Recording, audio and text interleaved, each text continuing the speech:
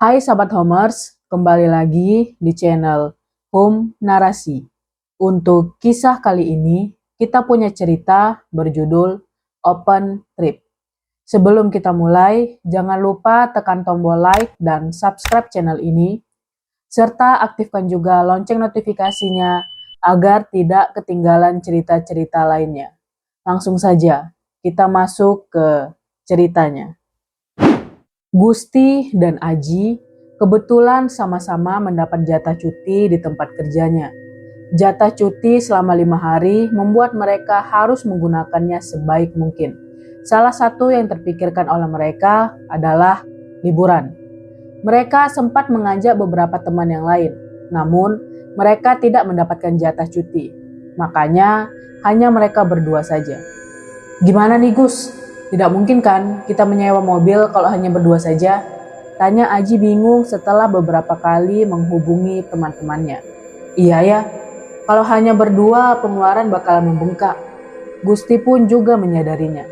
Mereka sempat terdiam sejenak. Di atas awan, matahari mulai tergelincir dan mereka masih memikirkan caranya. Kalau kita ikut open trip, bagaimana? Lumayan bisa menghemat biaya. Gusti tiba-tiba mendapatkan ide. Cocok itu, kita cari open trip ke Bromo saja. Jawab Aji dengan penuh antusias. Gusti dan Aji mulai mencari informasi open trip. Mereka mencari open trip yang berangkat dari Banyuwangi. Biasanya sering muncul informasi semacam itu di media sosial. Tetapi kali ini belum ada satupun yang muncul. Mereka mencari di grup-grup trip. Akhirnya, setelah mencari-cari, mereka mendapatkannya. Titik kumpul open trip itu berada di dekat alas Purwo Banyuwangi. Tak hanya itu, harganya yang lumayan murah membuat mereka semakin tertarik. 150.000? Ini benar nggak ya? Kok murah sekali? Biasanya yang lain 150.000 ke atas.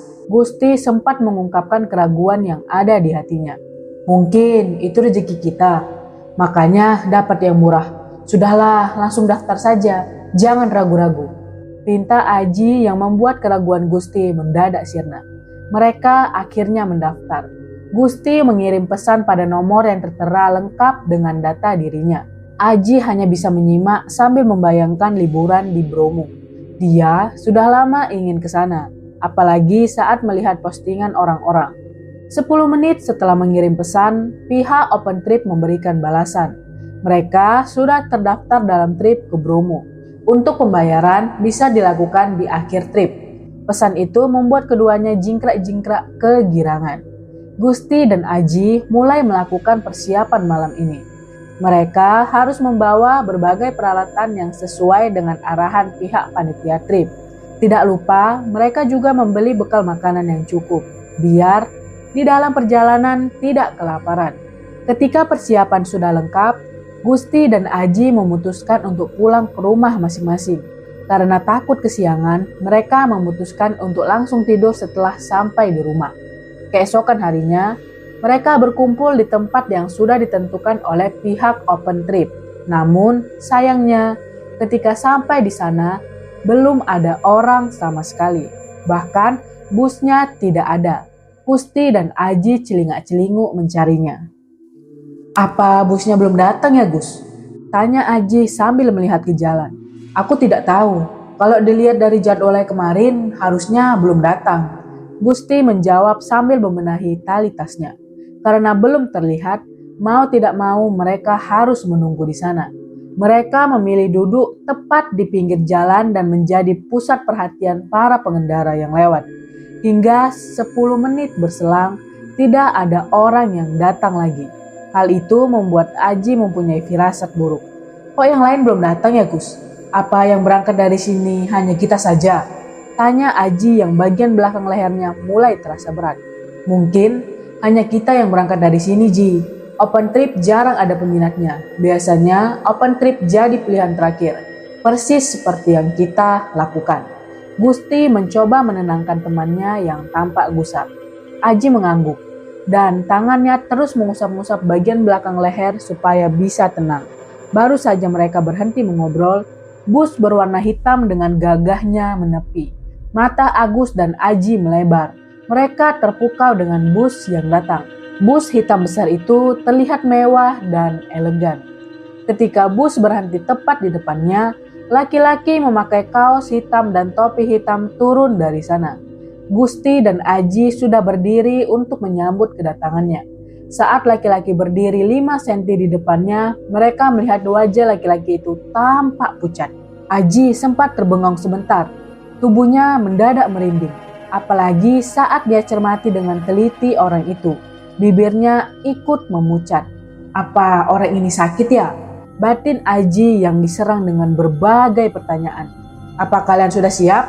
Tanya laki-laki itu. Suaranya sangat pelan dan ada serak sedikit. Persis seperti orang yang sakit. Sudah kak, jawab Gusti tanpa terlihat ada ketakutan dan keraguan sama sekali. Perilaku Gusti membuat Aji terheran-heran.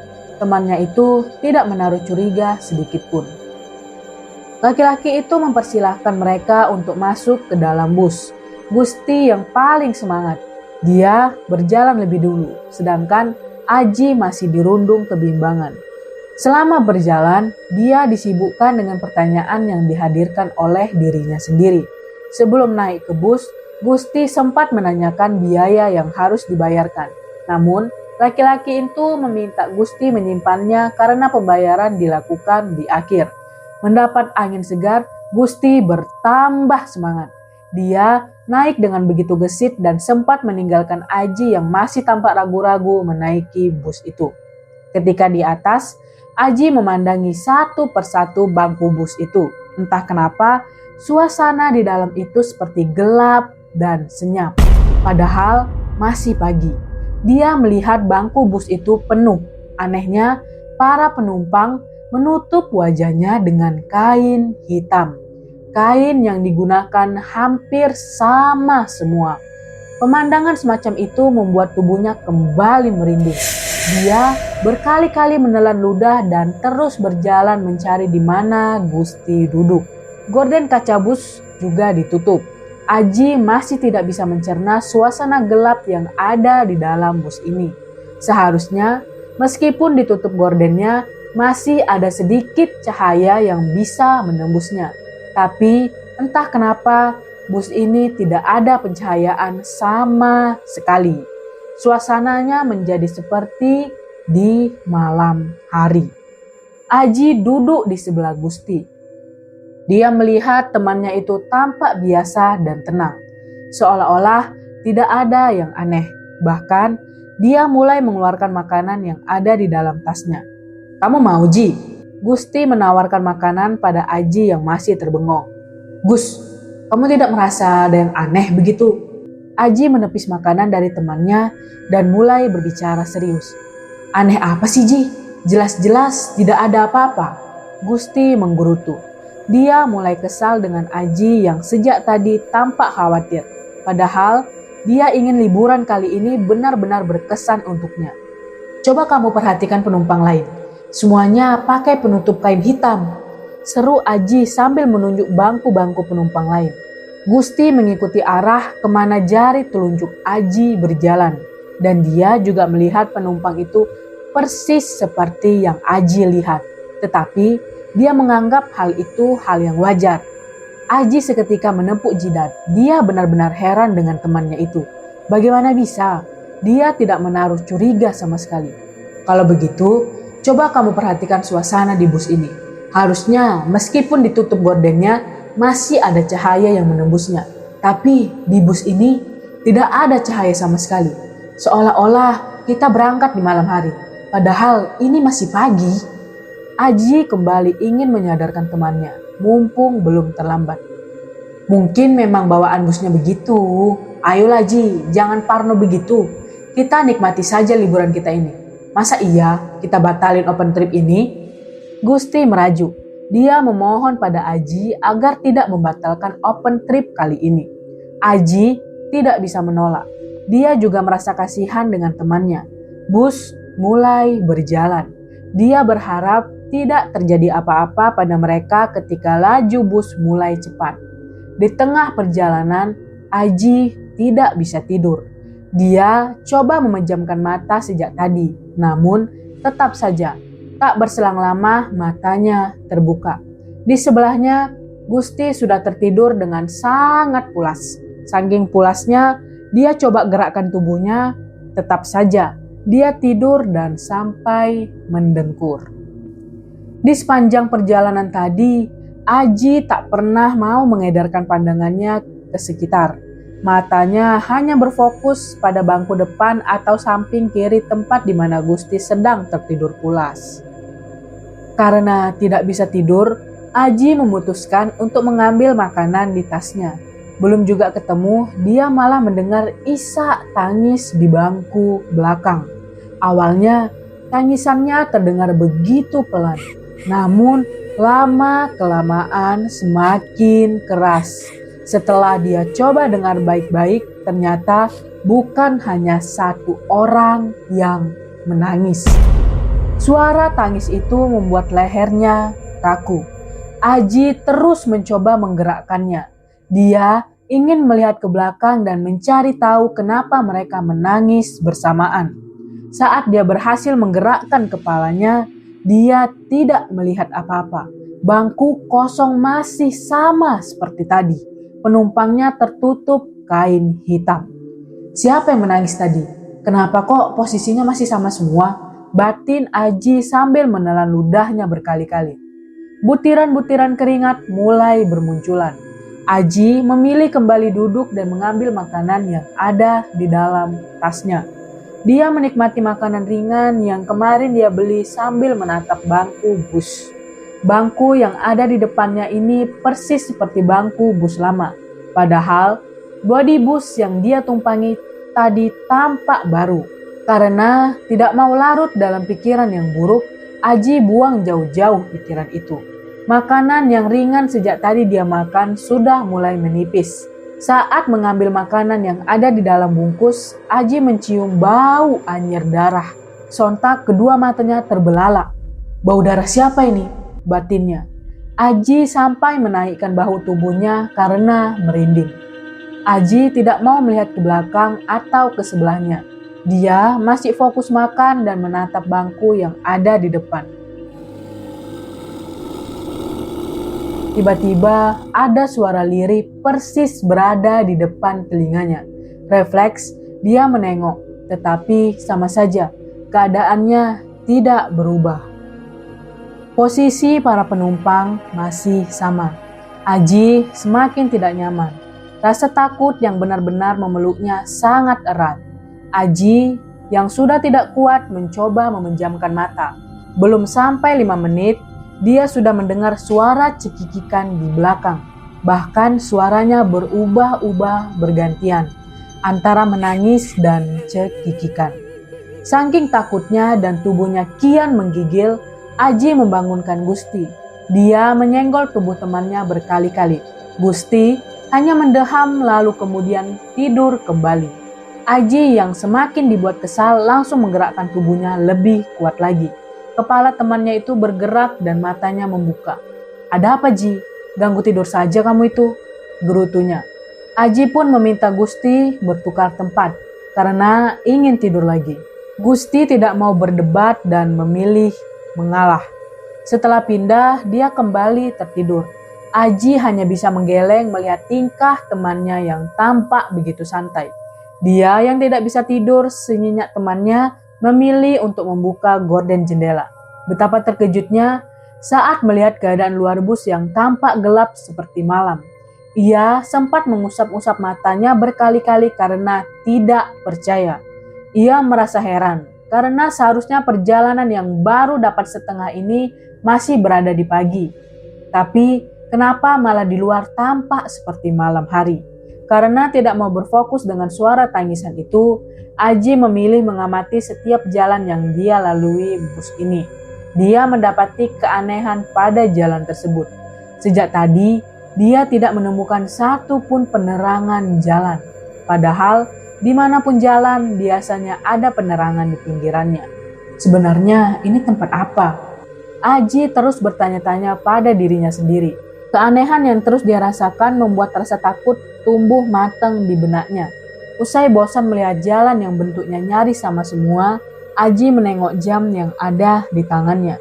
Jam itu tidak berputar sama sekali. Dia sempat panik dan memukul-mukul jam tangannya itu.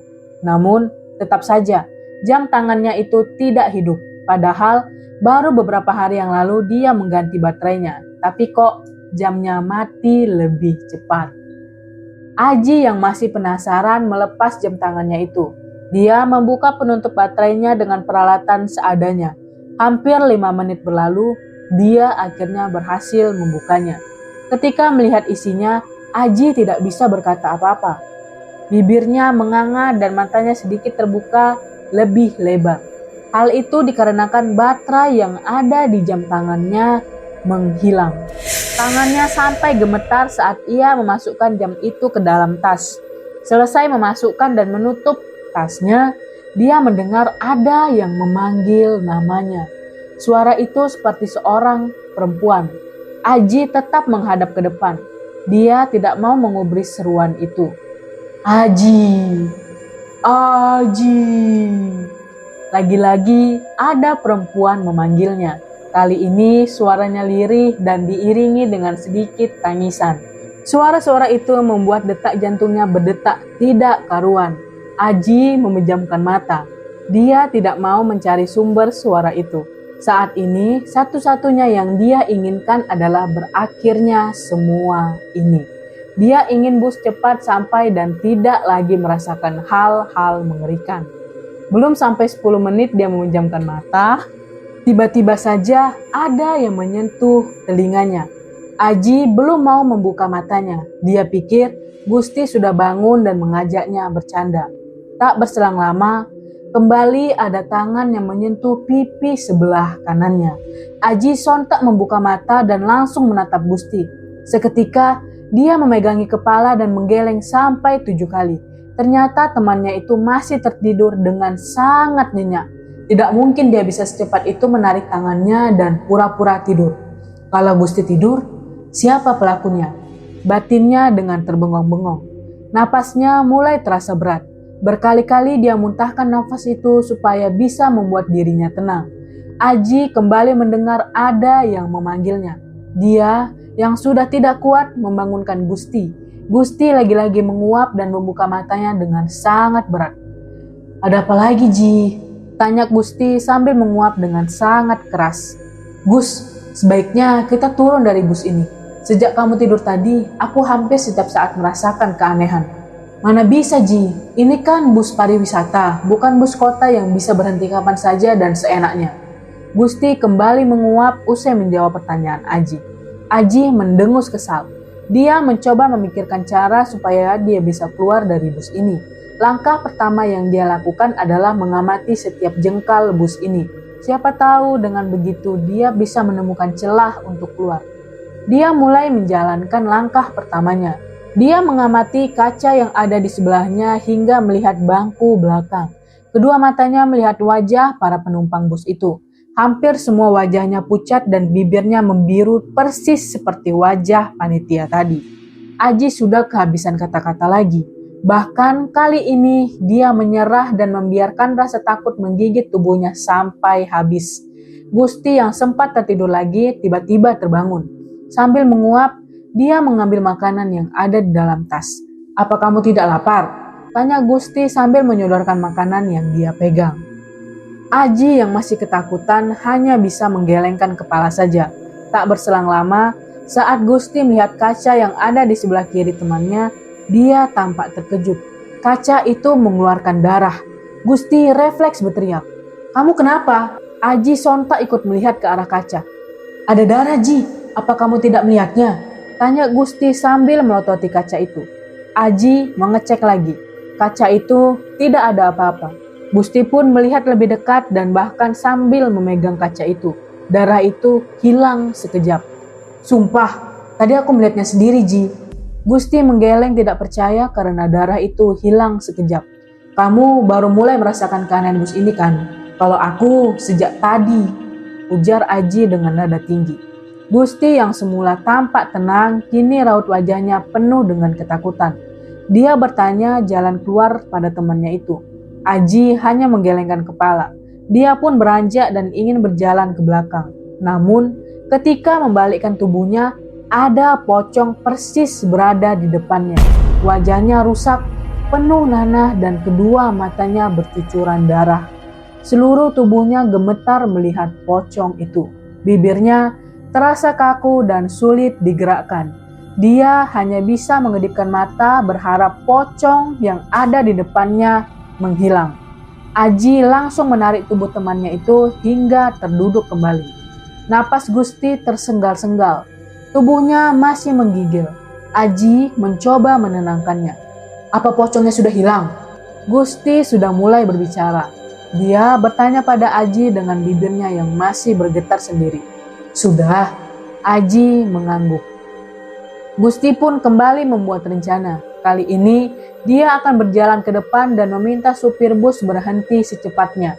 Dia ingin segera turun dari bus itu. Setelah sedikit tenang dan napasnya kembali normal, Gusti sedikit mengangkat tubuhnya dan memastikan kalau tidak ada penampakan lagi di sana. Ketika hendak berjalan ke depan, Gusti merasa ada yang memegangi bajunya. Dia terus berusaha maju tetapi bajunya terasa ditarik lebih kuat. Dia pun sampai marah dan mengira kalau yang menarik bajunya adalah Aji. Ji, jangan bercanda. Kenapa kamu tarik bajuku terus? Gusti bertanya sambil melototi temannya. Apa-apaan? Sejak tadi kamu hanya diam dan tidak mau bergerak sama sekali. Aku kira kamu takut. Aji mengelak. Dia merasa heran karena sejak tadi dia melihat Gusti hanya diam dan tidak bergerak sama sekali. Kamu tidak bercanda kan? Tanya Gusti penuh dengan ketakutan. Aji menggeleng sambil menggigit bibirnya. Gusti terlihat kesusahan menelan ludah. Dia melihat ke belakang. Ternyata ada tangan yang penuh darah sedang memegangi bajunya. Gusti teriak-teriak tidak karuan. Tangan itu hilang dalam sekejap. Gusti hanya bisa memegangi kepala. Ini untuk kedua kalinya dia melihat penampakan. Tak berselang lama, mereka mendengar suara orang menangis dan minta tolong. Gusti, tolong kami Gusti. Suara itu terdengar sangat mencekik. Gusti menengok ke arah sumber suara. Namun, hanya penumpang yang menutup kepalanya saja yang terlihat. Kemudian, giliran Aji yang dipanggil. Sebenarnya kalian siapa? Aji yang sudah tidak tahan berteriak. Bukannya menyahut, suara itu malah berubah menjadi suara cekikikan. Aji yang tampak begitu kesal melempar botol ke arah belakang. Suara itu sempat hilang sebentar. Lalu kembali muncul dan malah terdengar menggema. Aji dan Gusti nekat berjalan ke arah depan. Tiba-tiba saja bus menjadi bergoyang-goyang. Gusti dan Aji nyaris jatuh. Tetapi mereka tahan. Mereka berpegangan pada bagian atas bus yang digunakan untuk menyimpan tas. Bus semakin kuat bergoyang hingga membuat semua penutup wajah para penumpang terjatuh. Aji dan Gusti melihat bangku penumpang yang ada di sebelahnya. Seketika bibir mereka menganga dan tidak bisa digerakkan. Semua mata para penumpang mengeluarkan darah. Beberapa ada yang raut wajahnya rusak. Tak hanya itu, bahkan ada yang kehilangan anggota tubuhnya. Aji yang sudah tidak tahan mendorong temannya agar berjalan ke depan. Mereka mulai mencium bau darah dan bau busuk secara bergantian. Ketika sampai di depan sopir, mereka terkejut. Bus yang mereka tumpangi tanpa sopir sama sekali. Gusti yang panik seketika mengambil alih kemudinya. Dia belokkan ke kiri lalu mengeremnya. Bus itu berhenti seketika. Mereka segera membuka pintu bus itu. Sialnya, pintu juga sulit dibuka. Gusti yang tampak kesal langsung menendang pintu itu hingga terbuka lebar. Mereka turun satu persatu. Saat berhasil turun, keadaan sekitar tampak gelap sekali. Tidak ada pencahayaan sama sekali. Aji buru-buru mengeluarkan ponsel dan menyalakan flash. Seketika mereka bisa melihat keadaan sekitar. Setelah dia soroti setiap jengkalnya, dia baru tahu kalau mereka berada di tengah hutan. Gus, ternyata kita berada di tengah hutan. Bagaimana ini? Tanya Aji yang seluruh tubuhnya mulai berkeringat. Pikiranku sudah buntu, Ji. Kejadian di dalam bus membuat tenagaku benar-benar terkuras. Sampai-sampai aku tidak bisa berpikir lagi. Gusti menjawab sambil menghela nafas yang lumayan panjang. Lalu kita harus bagaimana? Tanya Aji yang benar-benar kebingungan. Gusti mengajak Aji untuk berjalan terus. Siapa tahu mereka akan menemukan jalan raya sehingga bisa mencari arah pulang. Aji terus berjalan ke depan sambil mengedarkan cahaya flash dari ponselnya. Mereka berjalan di antara pepohonan besar. Jalan yang mereka lalui hanya setapak dan cukup untuk satu orang saja. Mereka terus berjalan hanya dengan mengandalkan cahaya dari flash ponsel saja.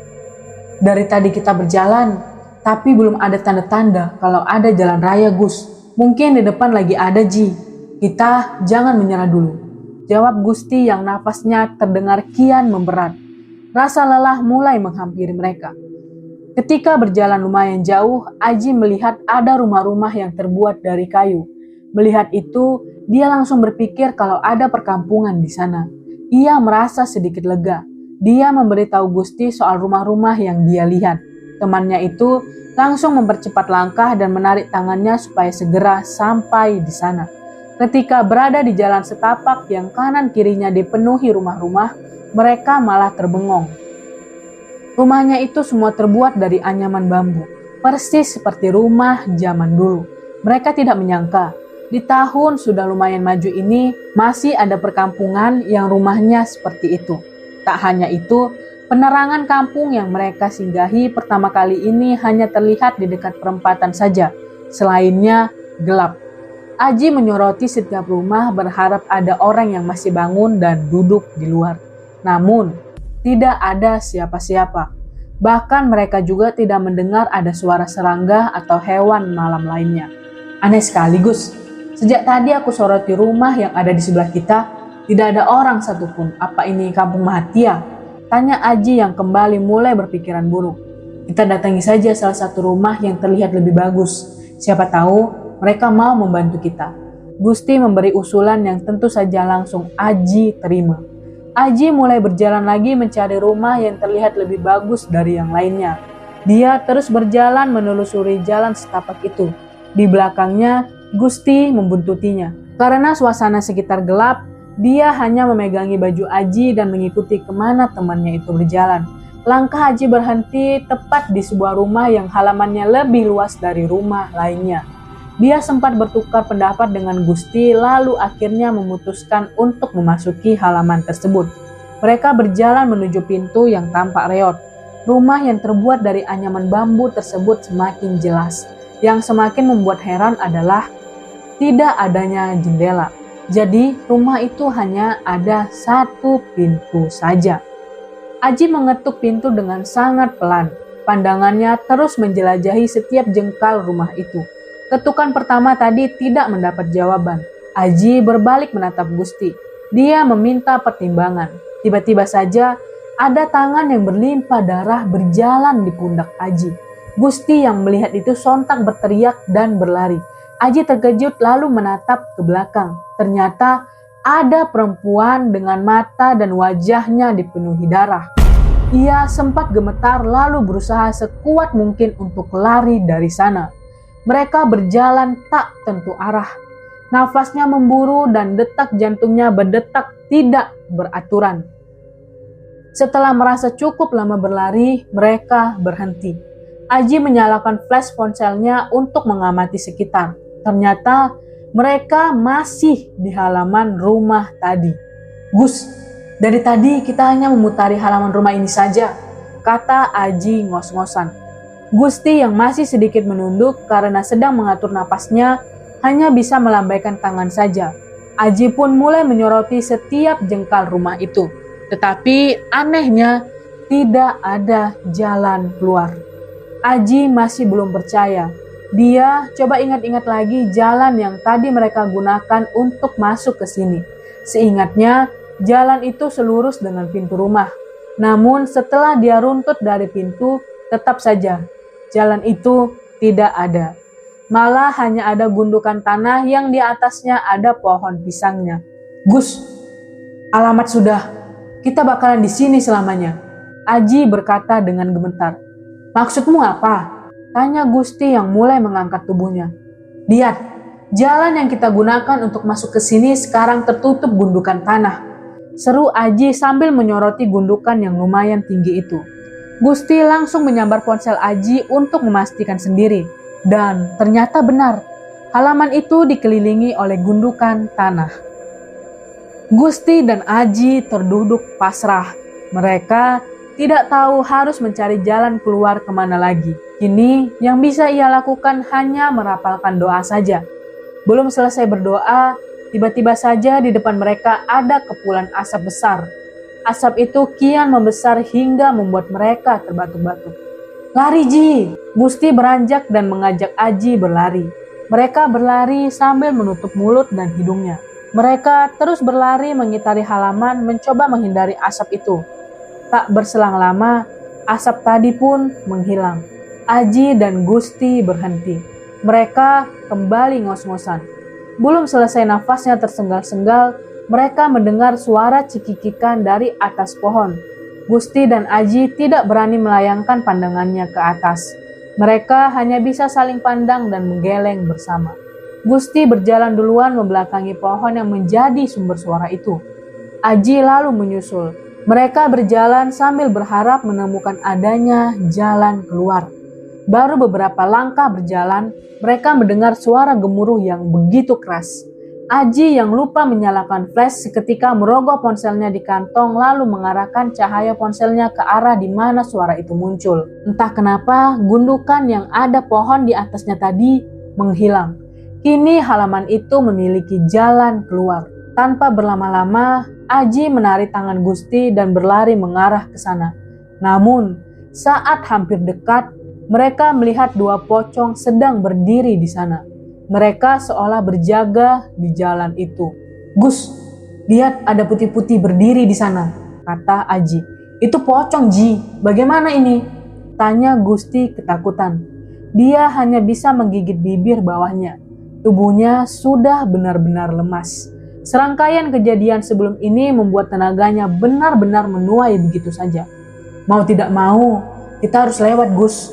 Jangan kamu lihat ya," pinta Aji. Gusti hanya bisa mengangguk pasrah.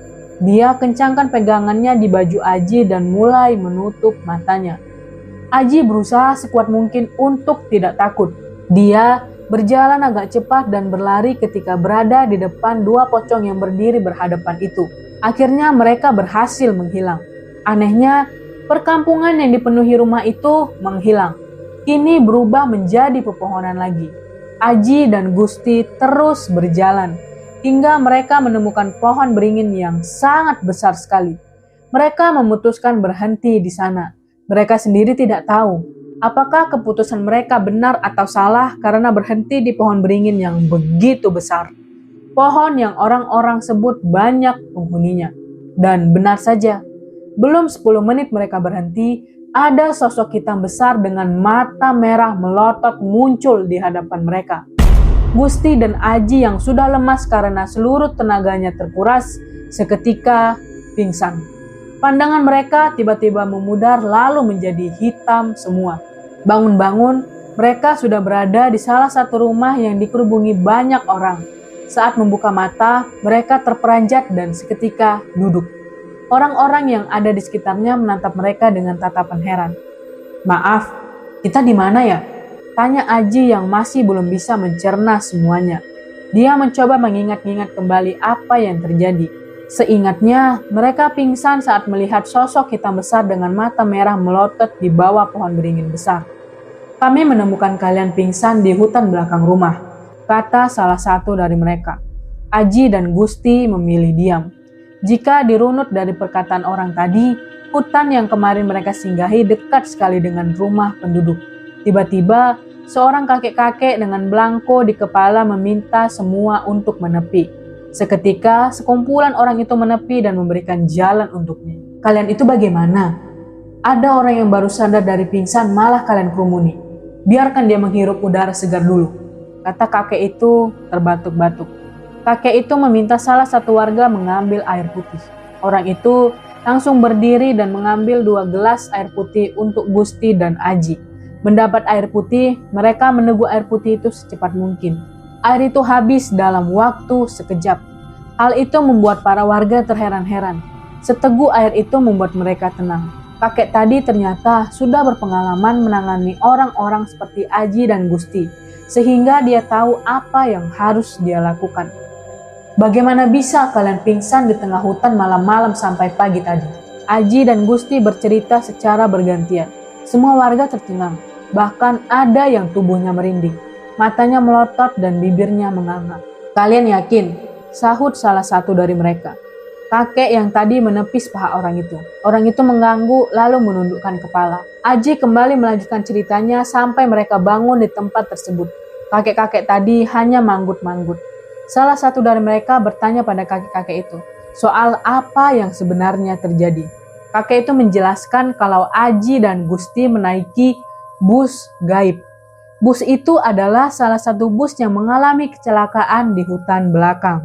Hampir semua penumpang meninggal. Hanya sopir yang selamat karena melompat keluar. Setelah dilakukan pemeriksaan oleh polisi, ternyata bus itu membawa orang yang ingin berwisata. Aji dan Gusti pun mulai mengerti. Pantas saja, semua penumpang matanya dipenuhi darah dan bahkan ada suara minta tolong juga. Bus itu akan muncul di waktu-waktu tertentu, mungkin 1 hari sebelum atau sesudah kecelakaannya. Kakek yang memakai belangko tadi menambahkan. Usai mendapat perawatan dan sambutan yang sangat ramah, Aji dan Gusti memutuskan untuk pulang. Ternyata jarak kampung itu dengan rumahnya lumayan jauh. Karena takut naik bus lagi, ada salah satu warga yang sukarela mengantarnya. Mereka sampai di rumah tepat pukul 10 pagi. Baru saja keduanya menginjakkan kaki ke rumah masing-masing, sontak membuat semua warga geger. Beberapa warga langsung menarik kedua orang itu lalu mengumpulkannya ke balai pertemuan kampung. Aji dan Gusti tampak kebingungan. Mereka bertanya-tanya, alasan orang-orang atau tetangganya membawa mereka ke balai pertemuan. Ada apa ini? Tanya Gusti. Sudah 2 hari kalian menghilang. Kemana saja kalian? Tanya Pak RT. Aji dan Gusti kembali dibuat terbengong. 2 hari? Mereka rasa hanya melakukan perjalanan selama semalam saja. Kami hanya melakukan selama semalam saja, Pak. Jangan mengada-ngada. Gusti menyanggah. Pak RT segera mengeluarkan ponselnya dan menunjukkan kalender hari ini. Mata mereka membelalak melihatnya. Ternyata benar. Mereka sudah hilang selama 2 hari. Padahal mereka hanya merasa melakukan perjalanan selama semalam saja. Mau tidak mau, Aji dan Gusti menceritakan kepada mereka apa yang terjadi. Semua warga sampai ada yang gemetar mendengar ceritanya. Meskipun demikian, senang akhirnya Aji dan Gusti bisa kembali setelah 2 hari menghilang. Keesokan harinya, saat mereka nongkrong karena masih libur, mereka mendapat telepon dari nomor open trip yang mereka pesan waktu itu. Mereka menanyakan, kenapa tidak datang waktu itu. Mereka kembali menawarkan open trip selanjutnya. Tetapi mereka langsung menolaknya mentah-mentah. Mereka tidak ingin mengulangi hal mengerikan itu lagi. Mereka kembali bekerja seperti biasa. Cerita soal hilangnya mereka juga sudah terdengar sampai teman-teman kerjanya. Mereka terus menceritakan kejadian waktu itu kepada temannya. 2 hari setelah itu, Aji malah mendapat gangguan. Setiap malam kaca jendela kamarnya ada yang mengetuk. Bahkan ada suara orang menangis dan meminta tolong. Aji menelpon Gusti untuk ketemu. Apa kamu juga merasakannya, Gus? Tanya Aji dengan raut wajah panik. Iya, Ji. Aku juga diganggu beberapa hari ini. Gusti sedikit menggerutu. Aji dan Gusti berniat mendatangi kakek-kakek yang menggunakan belangko kemarin dengan mengendarai motor. Karena kesibukan kerja, mereka sulit mengatur jadwal. Pas setelah libur, mereka bisa pergi ke tempat itu lagi. Aji yang masih hafal jalannya di depan, dia yang mengendarai motornya. Jalanan berliku-liku dan ada sedikit berlubang yang mereka lalui. Akhirnya, selama hampir 2 jam lebih, mereka sampai di sana. Mereka menemui salah satu warga yang masih ingat dengannya. Setelah ditunjukkan rumahnya, mereka segera mendatanginya. Kenapa datang ke sini lagi? Kakek itu sedikit terkejut dengan kedatangannya. Begini, Kek. 2 hari ini kami diteror. Setiap malam kaca jendela kamar ada yang mengetuk, bahkan sampai menggedor. Setelah itu, ada suara orang menangis meminta tolong. Apa kakek bisa membantu kami? Tanya Aji sambil memohon. Kakek itu mengangguk, lalu mengajak masuk. Rumah kakek itu tampak mistis. Dinding-dinding rumahnya dipenuhi dengan berbagai kepala hewan yang sudah diawetkan. Di tengah-tengah antara kepala itu dipasangi belangko beraneka ragam. Tak berselang lama, dia datang membawa sepotong kain kafan. Mereka hanya bisa melihat kain itu dibawa berjalan mengarah kepadanya. Kakek itu pun memberikan potongan kain kafan itu kepada mereka. Kalian sobek baju yang kalian pakai kemarin sepotong. Lalu kalian bungkus dengan kain kafan ini. Setelah itu, kalian kubur terserah di mana. Dan sisa baju yang kalian potong harus kalian bakar. Kakek itu memberikan cara supaya mereka tidak diganggu lagi. Mereka mengangguk mengerti. Setelah mendapatkan caranya, mereka pulang. Setibanya di rumah, mereka segera melakukan apa yang kakek itu bilang. Mereka memotong kain baju itu lalu menguburkannya. Sisa potongan bajunya mereka bakar. Malamnya, mereka tidak lagi diganggu. Tidak ada ketukan kaca atau suara orang menangis lagi. Namun, esoknya mereka mendapat kabar ada bus yang membawa rombongan orang wisata jatuh di hutan tempat mereka ditemukan pingsan. Mereka tidak mau banyak komentar. Hampir semua penumpang meninggal. Kejadian itu sama seperti kejadian yang kakek-kakek itu ceritakan. Apa jangan-jangan kejadiannya belum terjadi? Atau malah ini kali kedua kecelakaan bus merenggut nyawa? Batin salah satu dari mereka. Berita soal kecelakaan itu sangat heboh. Hampir setiap hari muncul dan bahkan ada yang mengait-ngaitkan dengan hal-hal mistis. Saat mereka menonton berita, mereka melihat kakek-kakek yang menolongnya diwawancarai sebagai tokoh spiritual. Baru beberapa hari yang lalu, ada 2 orang tersesat di hutan ini. Aku tidak tahu pastinya. Mungkin hilangnya orang di hutan ini adalah pertanda kalau akan terjadi kecelakaan mengerikan ini. Ujar kakek itu yang membuat Aji dan Gusti tersenyum karena 2 orang yang dimaksud kakek itu adalah dirinya. Oke teman-teman, sekian untuk kisah kali ini. Bagaimana menurut kalian tentang kisah ini? Tulis komentar kalian di kolom komentar. Dan buat teman-teman yang baru bergabung, jangan lupa untuk like, komentar, share, serta subscribe channel ini. Dan nantikan kisah-kisah horor berikutnya. Tetap di channel Home Narasi.